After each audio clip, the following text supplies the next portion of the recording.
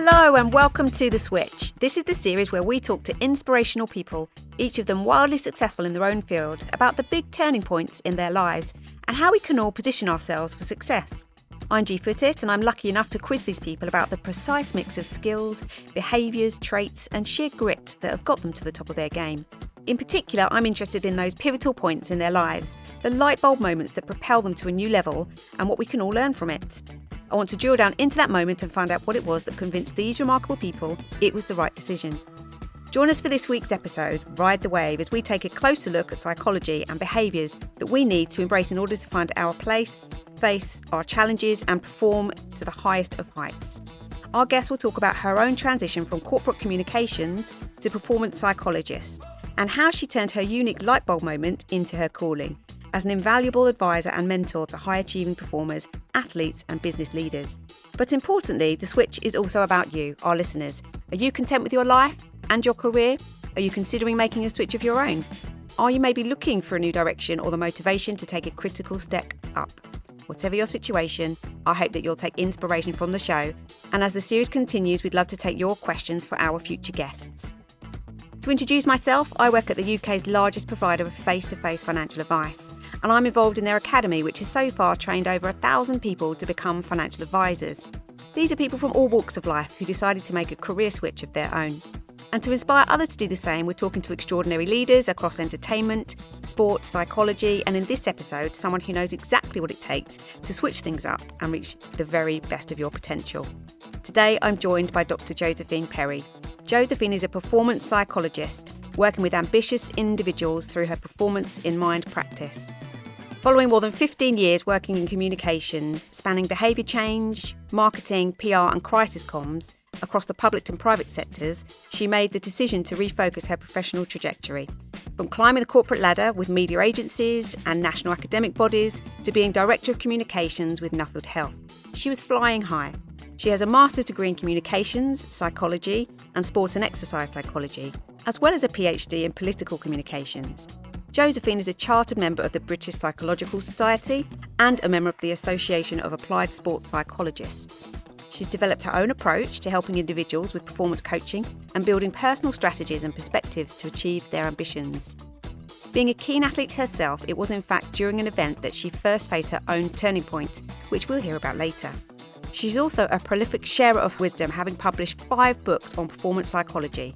Among them, The Sporting Brain Box, Performing Under Pressure, Psychological Strategies for Sporting Success, and I Can, The Teenage Athlete's Guide to Mental Fitness.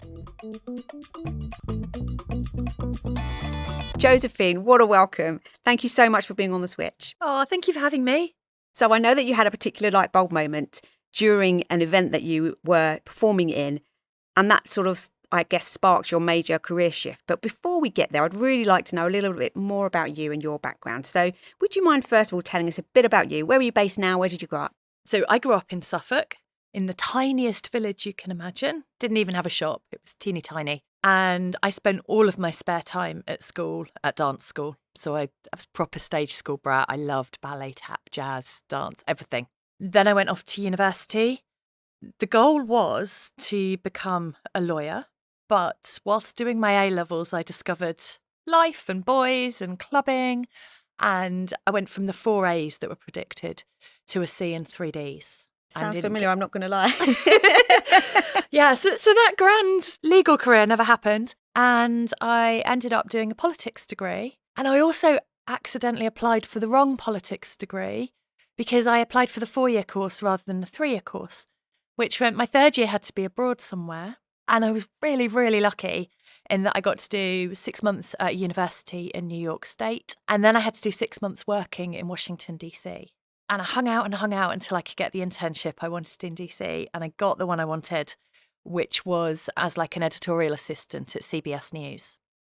My first day was the day the Monica Lewinsky story broke. So I walk into the bureau. It's like this, 21-year-old little English girl looking utterly terrified. And the bureau chief's assistant was like, just sit down there. There's a story. It'll blow over by lunchtime. And then we'll do your introductions.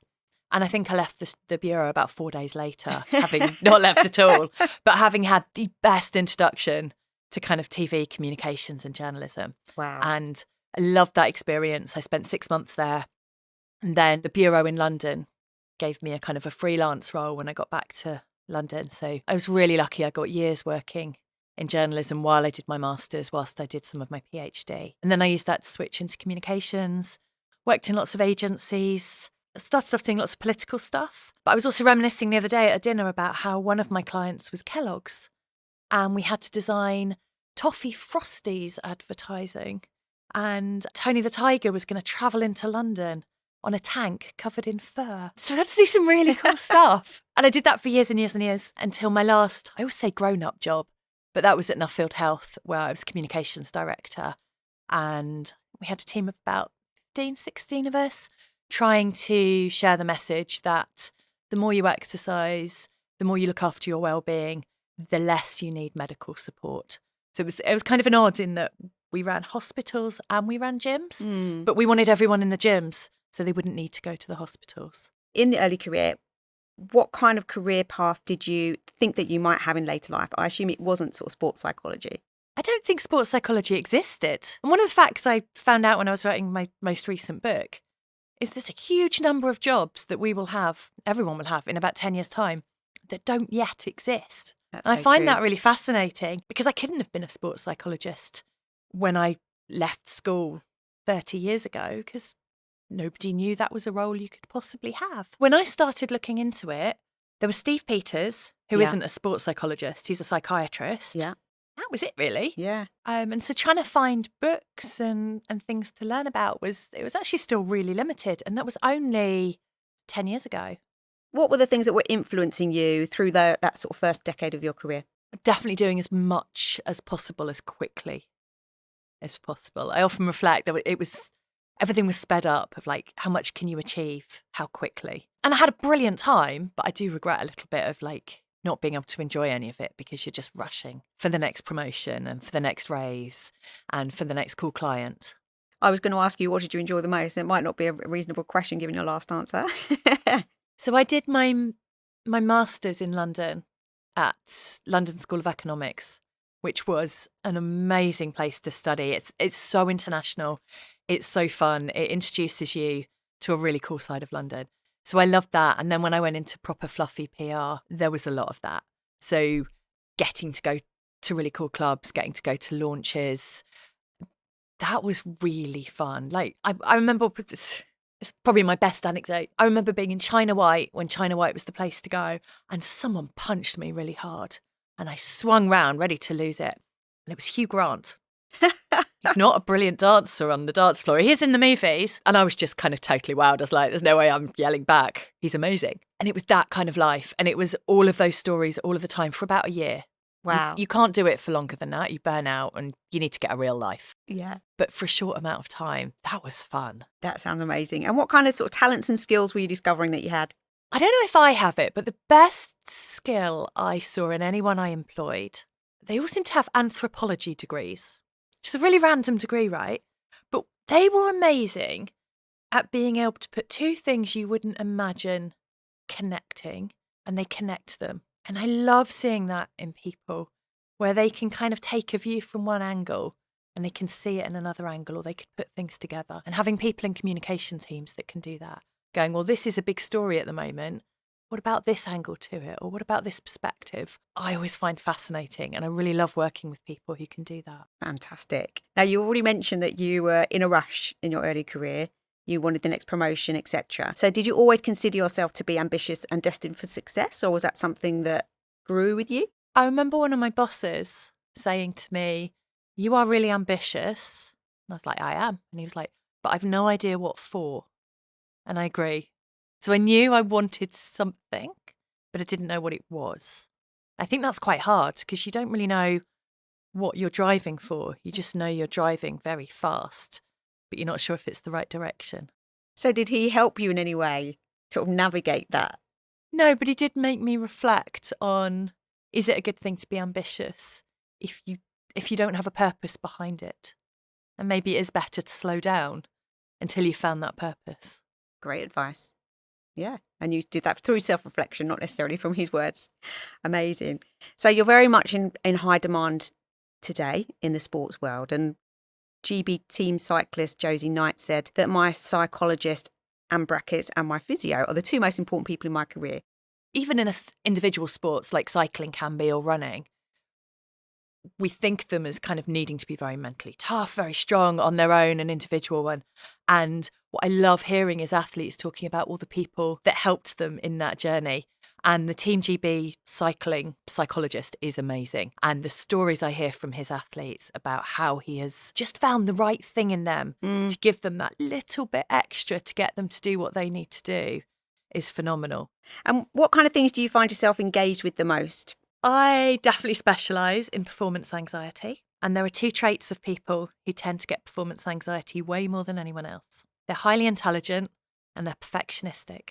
And oddly, I'm noticing more and more of that group also have ADHD. So we spend a lot of time helping them tune into what their brain's telling them, helping them understand why it's telling them that, why it's trying to keep them safe. We look at all the brilliant things that they've done and we really, really work on their values. Every client I've had today, we've been working on values of like, if you understand your absolute core values and why you want to do the things you do, and you understand who's going to violate your values, you're going to see why you might trigger at certain points, why certain people just drive you insane, or while certain scenarios really upset you, then you can design your life much better around them. That sounds really interesting. And how would you measure success with a client?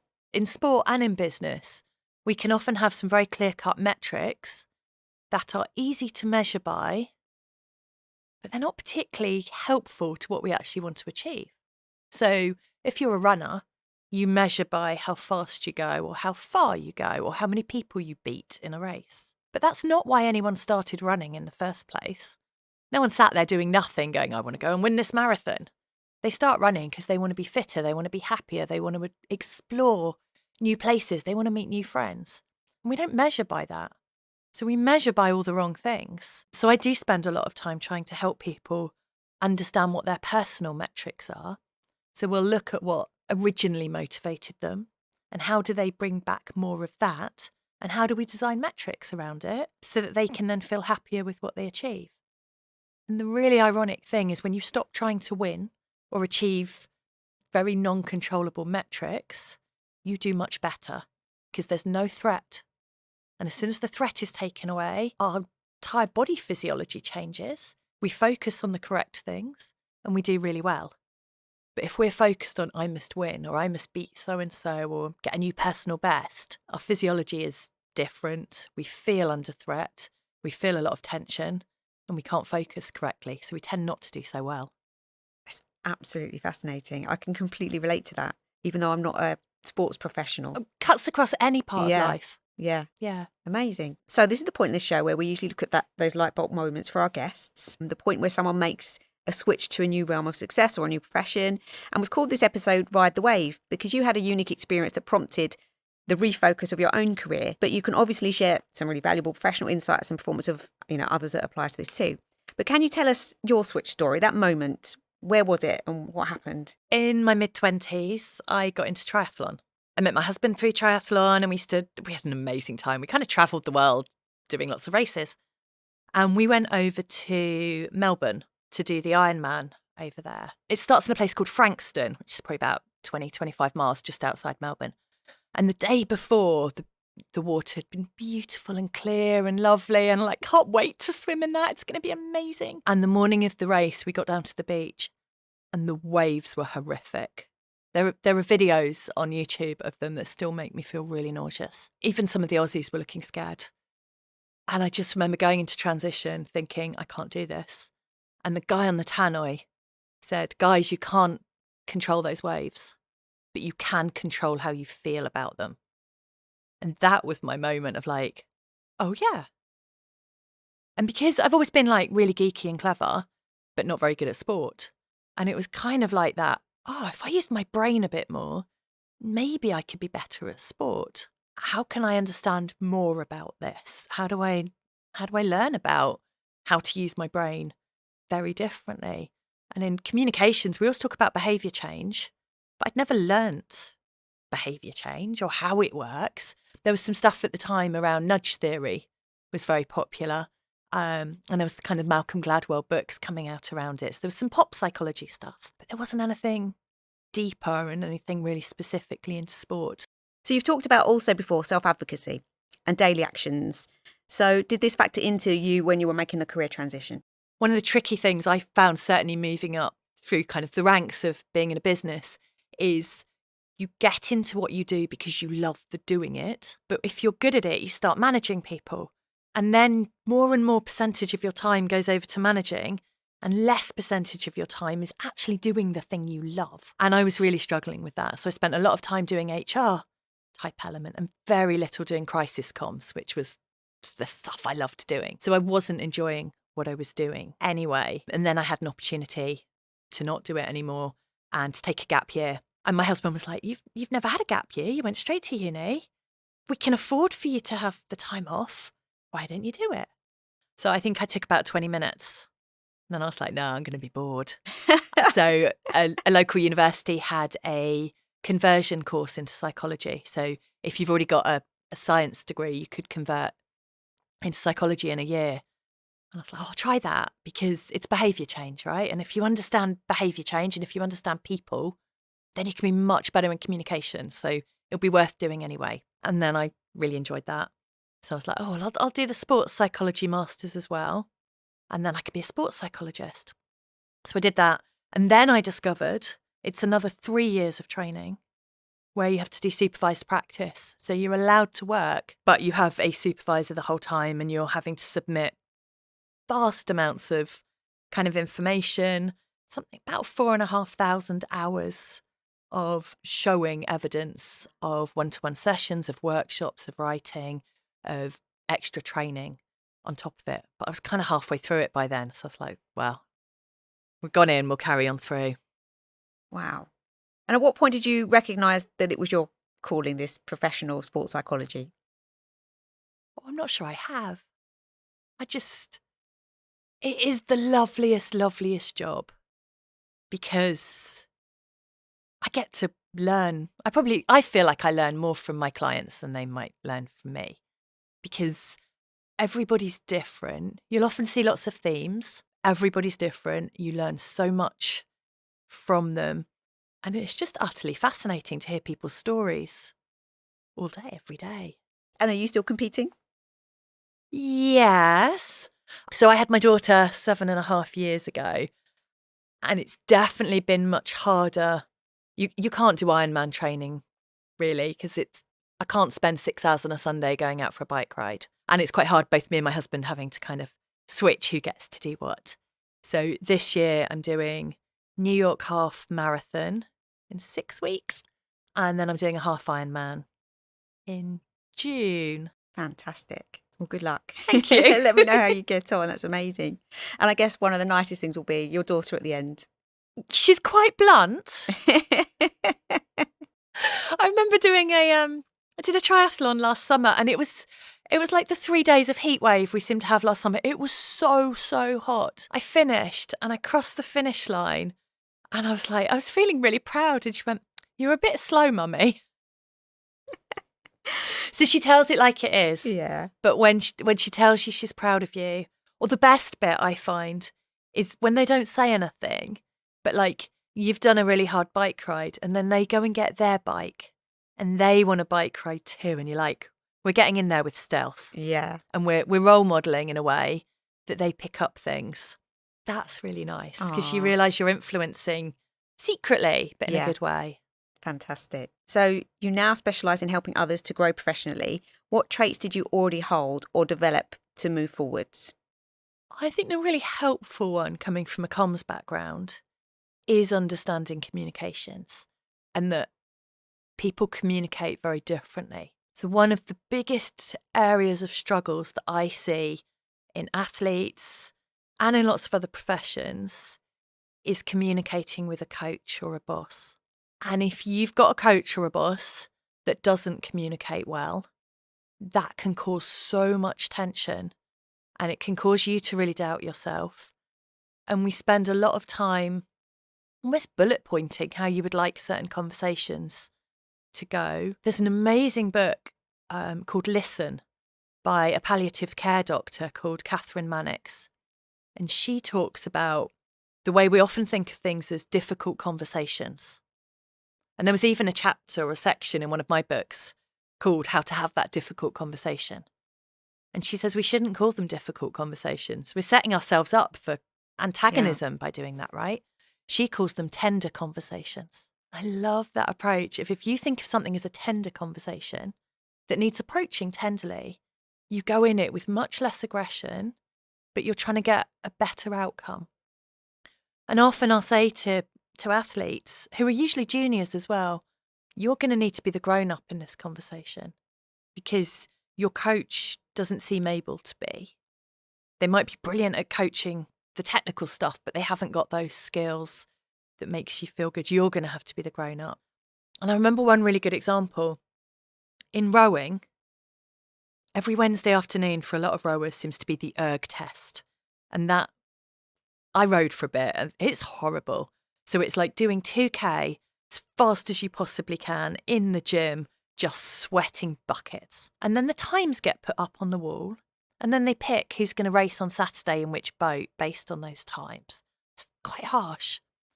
And so if you think you've done really well in the erg test and you've worked really hard towards it, and then you show up on Saturday and you've been put in boat 2, an athlete's going to look at that and be like, I'm rubbish. Coach hates me. I'm a failure. I should quit. And they start going down that kind of horrible rabbit hole of I'm rubbish. Could quite easily be that the river is really, really strong, got a really strong tide at the moment, and the coach needs some very strong, powerful rowers in boat 2 to keep it safe. They haven't communicated that. So they thought they were actually doing something really good for that athlete and they're really impressed with how well they're doing. The athlete feels like a failure. And all it would have taken is a 2-minute conversation. Yeah. And so many of those kind of situations come up where a short conversation and explaining would have made a massive difference to how someone feels. But that conversation didn't happen for many reasons. And someone feels like a failure and someone feels rejected because they don't understand why someone's now not talking to them. And so I think coming from a communications background of usually more is better and being really open and honest. The one thing when I did crisis communications was we do not lie. We are being honest. We will put something in the best way we can and we'll explain our reasons, but we never go out there lying about anything because it will come back to bite you. And that is never the kind of organisation I would want to work for. And I think if we can do that in our sports and other worlds too, that's really helpful. I love that. More is better. So simple, Yeah. but makes such a big difference. So at what part in your journey did you realise or think to yourself, yeah, this is the right decision. I'm going to change. This is it. When you do a psychology degree, you do a master's in sports psychology, and then you do 2 to 4 years of supervised practice, depends how you speed it up. The day I started my supervised practice was the day I started IVF for my daughter, knowing it was very, very unlikely to work, about 5% chance. So I could put all that energy into my business. We were incredibly lucky that we had one round and it worked, and somehow everything went smoothly and we got her. I didn't have the same level of pressure, I guess, as I've had through the rest of my career to speed everything up because I was pregnant for the first 9 months and then I had this tiny thing to look after that you've got no guidebook with how do you look after a child. It's just like, get on with it. So there wasn't that much pressure. But actually, because I guess there was no pressure, I managed to fit everything in quite quickly. And I actually finished in less than 2.5 years and got everything together for that. And I do remember getting my certificate in the post of like a proper, you are a chartered psychologist. And I think even though we don't necessarily need the formal qualifications for things, I was no different as a psychologist. I was no better the day after I got a certificate than I was before. In fact, I look back now and I was like, oh, it's rubbish. It's been a long journey, right? But having that piece of paper of somebody else says, I know what I'm doing here, was really, really valuable to be able to have that tick of like, yes, I'm actually a psychologist now. That's brilliant. And so proud. What a moment. We often say to our guests, is there ever a right time or a phase of life that a career change should happen? What are your thoughts there? I guess for me, I think everything just came together at the right time. Probably didn't feel like it at the time. When I look back, it was actually the perfect time. And if I'd have carried on a job in corporate communications with a small child, it would have been really, really hard. A lot of people I see wait for the perfect time to do something. There'll never be a perfect time. There's always a reason our brain is going to give us for, let's just wait a bit longer. So often it is just jump and try. And the other thing is, we often think stuff is very black and white. If I try and fail, I failed. But actually, I don't think it is. I think it can be much more flexible. So it could be, why don't you try something on the side for 6 months? Or why don't you try a little bit of it and carry on with this? So I think we often look at, I must do this or this, and feel it's black and white. But there is a lot more flexibility than we often imagine. Yeah, definitely. And often that's a bit of a light bulb moment for people when I'm working with them of like, well, why don't you just go half in? You don't have to go full feet in. Why don't you try this bit? And there's like, oh, yeah. Yeah, try before you buy in a way. Yeah. I love that.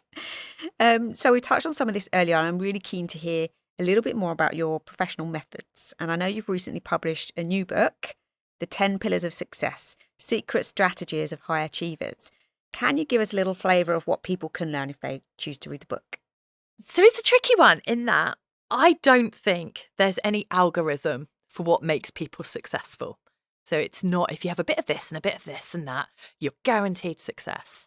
It is definitely about making the most of the strengths and the values and the characteristics that you were born with and that you've developed as you grow up. So the 10 Pillars of Success is incredibly evidence-based.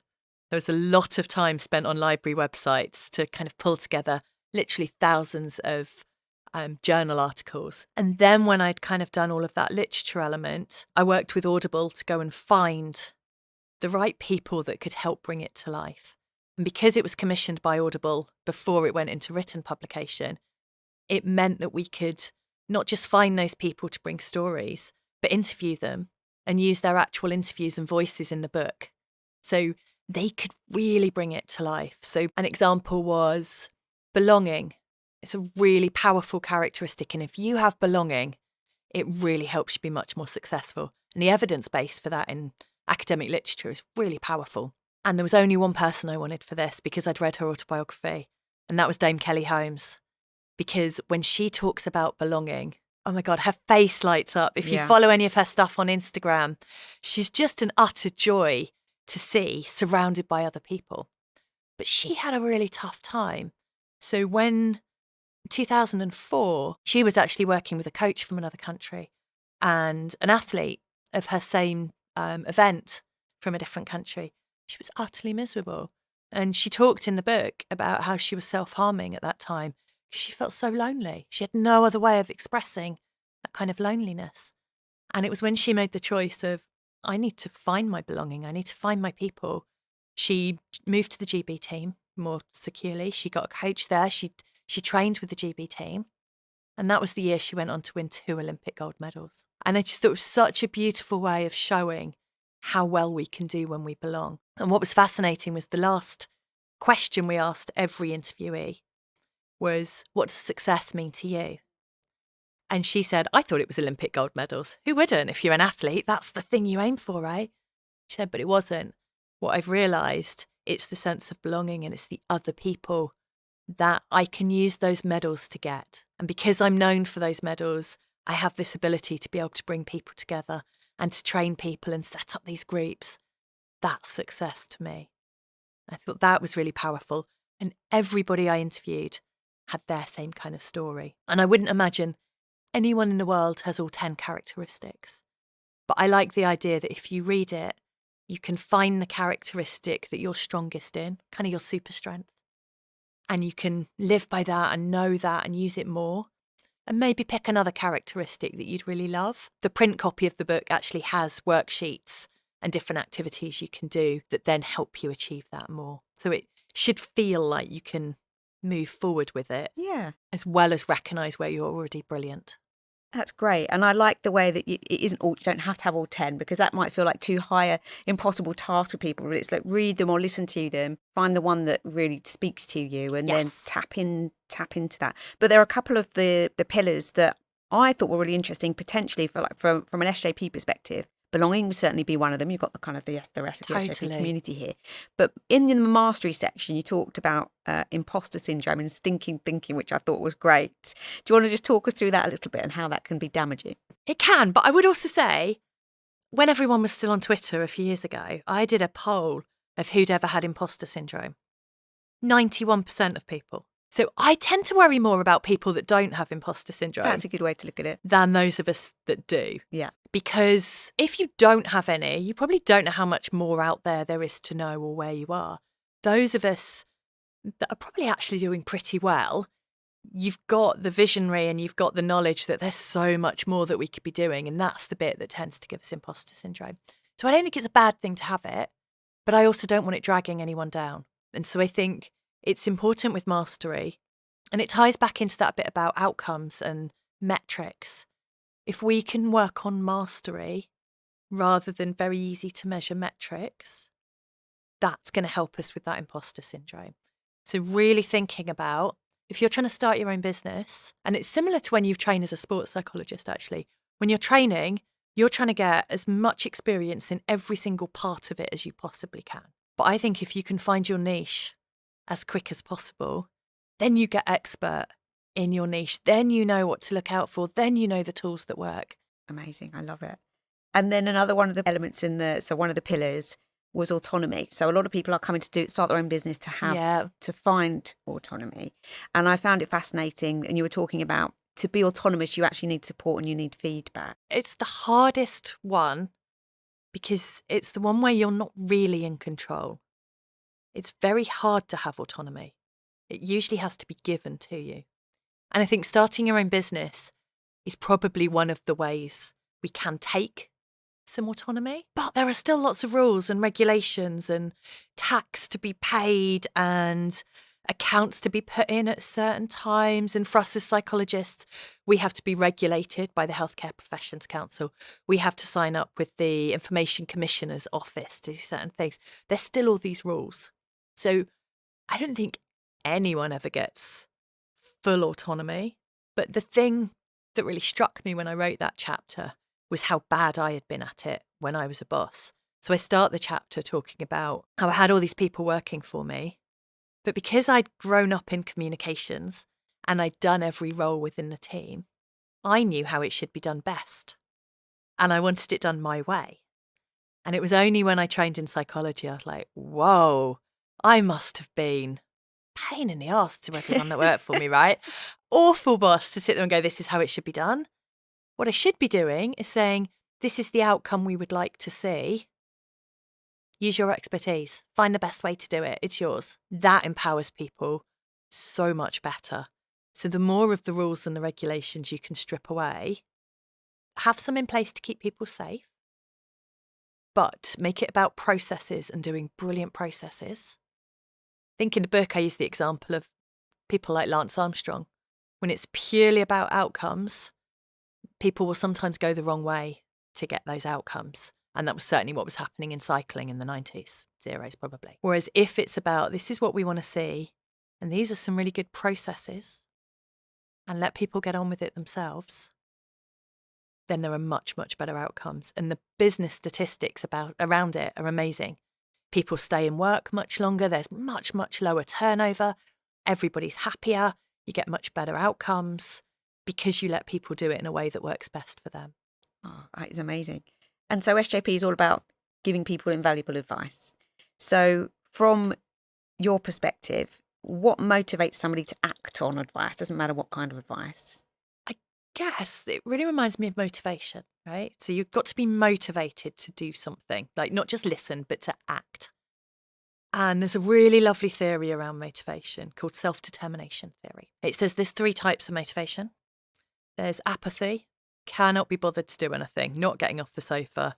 Tell me what you want, but I'm not doing it. There's extrinsic motivation, where we do something for an external reason. Usually at work, it's for money, but sometimes it's status. Sometimes it's in sport, it might be to win a medal or the reputation that comes with it. But what we really, really want is intrinsic motivation. That is the bit where we do something because we love it. I had an athlete the other day say to me, I was like, why do you run? I just love that feeling, that movement, the flow when I'm doing it. That's intrinsic motivation. And this theory, self-determination theory, says we get that intrinsic motivation when there's 3 pillars in place. And you'll recognise them from the book: belonging, mastery, and autonomy. So that's why they're my first 3 chapters. And I think if you can really find ways, how do I find my niche? How do I get my mastery? What do I want to be a master in? That's really helpful. How do I know I've got a choice and a voice over what I do and how I do it? That gives you that motivation to act on the information, the motivation. And how do I feel like I belong? And what is important is it is not trying to fit in. And we often put fitting in and belonging together, but they're so different. Because if you're trying to fit in, you've looked at kind of somebody else's guidelines or box and you're like trying to squeeze yourself into there. And that is not being yourself. You want to do what you do in the way you do it and be accepted for that. And if you have an environment like that where you're accepted for who you are, that's incredibly powerful. Fantastic. Now I'm going to talk about one of your other books here. Yep. Power Down to Power Up. Yep. What's the key philosophy here behind that one? So I wrote that with a friend of mine who is a yoga teacher. And she came to me about it. She's like, I have got so many clients, usually men, work in the city, just a ball of tension, total ball of tension. And they wouldn't ever think about doing mindfulness or relaxation techniques because that's not what you do. If you want to lose your tension in a city, you go to the gym and you do a spin class. How can we get to that group? So it was about how do we help people be more mindful and slow down, but not so they can sit there and think, but so that they can power back up and do what they need to do. So it was, and how do we do this in a way that works for them? We thought about an app. Like, actually, Audible and those kind of tools are now almost app-like in that way anyway. So it's, you can pick the chapter that works for you. So is it I need to amp up for something? Is it I need to sleep? I cannot sleep. Is it that I'm too anxious? And you pick that chapter and then it gives you 4 or 5 different techniques that you can use and you do it along with us. They are all really cool, very short techniques that you can use anywhere that just help you either totally zone down or help you get back up. In sport, we're often working on how do we get someone into their zone of optimal functioning. And that's going to be different from each of us and different in different sports or different environments we're in. So if you're going into a big board meeting to present, you don't want to be totally calm because actually you're not going to be showing the right amount of enthusiasm. You might need to be quite amped up and a little bit with it to do it. So what tools can you use for that? Is it music? Is it a certain breathing technique? Some people, you might have seen them on the start line for like 100 metres, like slapping their thighs or their chest in swimming. It's to get their zone of optimal functioning to the right level. So it has lots of those kind of things. So you can get to the level you need to be in order to perform where you want to. Love that. I should be using it for my next big presentation. In your consultancy work and performance coaching, what do you feel are the most common challenges that people are needing to overcome? Is it like trying to maintain focus or deeper levels of commitment or something else? Not in the sports side, but in business and in medicine much more. The 2 biggest issues tend to be burnout and almost like, it sounds too big a thing, but almost like having an existential crisis, particularly in medicine. So a lot of people go into medicine and going off to medical school because they're really clever. And that's what you do if you're really clever and you like science. And it certainly was 20, 30 years ago, right? So you were the clever kid at school, you liked science, everyone assumed you would go to medical school, so you did. And then you've got your head down working so hard for so many years until you get to be a consultant. And then you do 5, 10 years of that. And then you start looking around going, was this what I actually wanted to do? Or was this what I was expected to do? And often I will get doctors coming to see me and having that real, is this what I want to do? I've still got 20 years left of my career. What should I be doing? And so I'll spend a lot of time with those people, really helping them understand what they think their actual purpose is, what their values are, what skills they've developed, what they're really proud of, where their strengths are, so they can make an active, intentional choice to stay in medicine, or they can choose something else, but also see what they are taking with them that might help. That is fantastic. And is there a big difference in mindset or psychological tools that you're working with when trying to support business leaders versus athletes? No, they're all identical. Really? The biggest difference I see, everyone I'm working with is going to be pretty high intelligence, right? That's a problem when you're trying to perform at a high level, because our brain is a prediction machine. And our brains really like to predict what's going to happen to us. But our brains are also really focused on survival. They want you to constantly stay in your comfort zone so that you don't put yourself or your body at risk of anything, right? So they want you to stay in your comfort zone, and they're also trying to predict what might happen to you. And because they want you to survive, they try and predict all the really, really bad stuff that could possibly happen so that it stops you, your brain stops you doing that. So often we talk about taking your thoughts to court to try and understand whether they're real risks or whether they're actually your brain catastrophizing and going off down that route. So highly intelligent brains tend to struggle more with high performance because they've got more of that downward spiral thinking, sinking thinking, as we called it earlier, right? But within that highly intelligent group, I then tend to notice two types of people. There's one group I call the pragmatists. I'm a pragmatist. We're quite lazy. So our brains will always work out the easiest route and the how to get away with doing as little as possible. So we tend to wing it a lot. And then you've got the perfectionists. And the perfectionists will not wing it. They have to do everything perfectly. And our brain will often try and stop them doing things if they can't do it perfectly. So they might not go for opportunities, or they might make lots of excuses or procrastinate if something comes along. For us lazy people, we need motivation. We need big, big, scary goals. And we usually need someone to push us. If you're perfectionistic, you need someone to hold you back. You need someone to protect you a lot more and remind you you're doing brilliantly. If you've got a pragmatist and a perfectionist, they might well have the same coach or the same boss, but that person needs to treat them very, very differently if you want to get the best out of them. And it's really important they start to understand that. So they're like, if you've got a perfectionist and you're giving it all the war cries and the battles and we must go and win this new client, that's the worst thing you can say to them. Because suddenly they're in big threat mode. They've shut down. They've frozen. They're not going to perform. Whereas you find a pragmatist and you're like, yeah, let's go win. Brilliant. Works for us. So it's really important that people understand kind of what group they're in, but also anyone working with those people understands how to get the best from them. Fascinating. And what are the main ways people can achieve a positive change when they're faced with a career, either progression or a switch? Is it mostly mindset, or are there other things they can tap into? One of the questions I ask in every intro session I have with anybody is who's on your team? If they're in a football team or something, they're like, that's easy, right? But actually, I mean it much wider than that. It's like, who's got your back? And in sport, that might be, well, I've got a really good physio that I trust and I like my coach.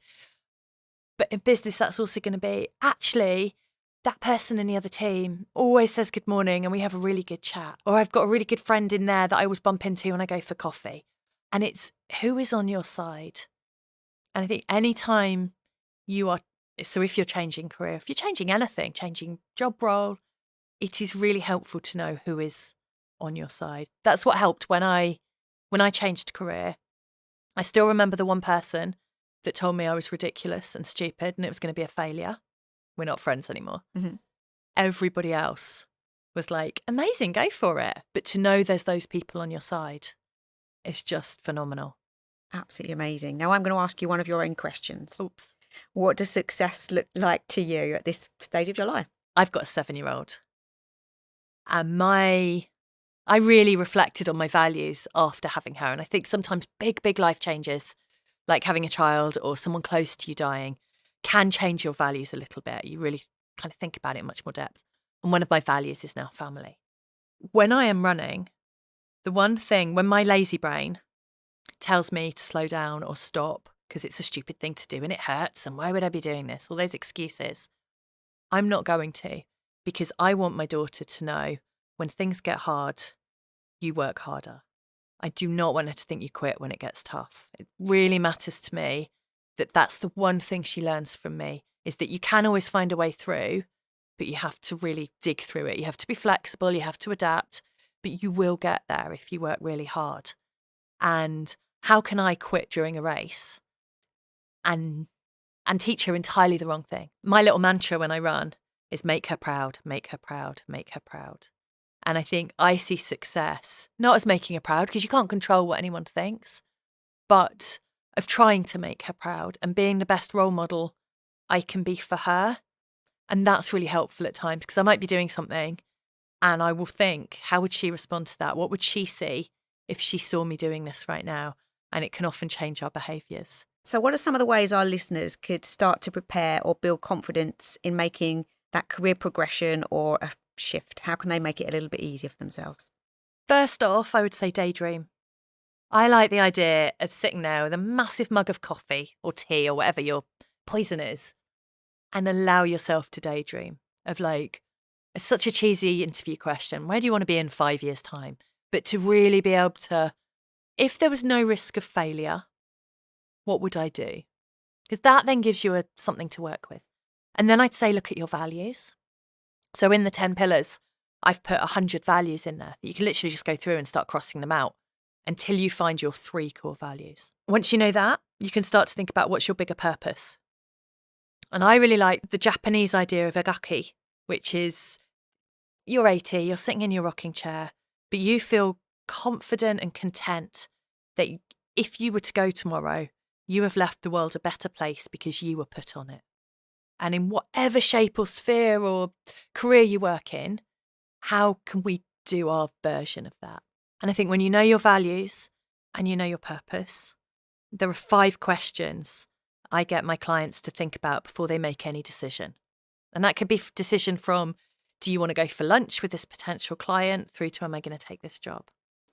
So it's, will this help me meet my purpose in some way? Will it hit one of my values? Do I have capacity to do it well? Because we don't want to take on too much and be rubbish. Do I have the capability? And the final one, will I enjoy it? Because life should be fun, right? That's a good one. So we're never going to get all 5. Yeah. But I think if you can pick 3, if you've got any choice in front of you and you're like, yeah, that ticks 3 of those boxes, then say yes and go for it. And that really helps you decide whether this is the right time to do things and to give you the motivation to go and do it. I love it. And if there was one single most important piece of advice for our listeners? It's perspective. I listened to a long jumper that used to be really anxious talking. And she said, I've realised I'm just jumping into a sand pit. And it was like, it's perspective, right? So I think the way you get that is understanding your brain. And not in a complicated needing to do a degree into neuroscience, but if you understand the different functions of your brain and why it might sometimes behave in a way that doesn't feel fair and doesn't feel right, and if you can understand why our brain does things certain ways, that gives you that perspective to be able to go, I'm just jumping into a sandpit, or it's just a phone call, or it's just one meeting. But when we're in the middle of it and we don't get why our brain's doing it, it can feel so much bigger. Yeah, brilliant advice. Thank you. And so what else is happening in your life right now? What's next on your horizon? Have you got any events or new books? I am working on a book. I haven't got a proper title yet, but it's for athletes with ADHD, because I've worked with a number and I've been frustrated that there wasn't really the guidance out there on how to support them in the best way I can, and like what tools or scaffolding to be able to give. And also I am discovering there are so many comorbidities with ADHD and there's so many implications of the medication. So I'm doing all the academic researchy elements at the moment. And then I'm off out to talk to lots and lots of athletes with ADHD to learn the tools they use and to see what really works. So that's my kind of head down and really focused on it at the moment. Fantastic. And where can people find you? I have a website called performanceinmind.co.uk. And on there, lots of details on how to find me and my books. And there's also a section called Performance Zone. And so that has lots of worksheets and toolkits and other things that you can download and kind of start to use performance psychology in your own world. Amazing. Well, I suggest everybody get straight there. download the resources. Well, thank you so much. It's been an absolute pleasure to have you, Josephine. Thank you very much. Thank you. This was the latest episode of The Switch. If you like what you heard, please come and find us on Spotify, follow us and give us a 5-star review.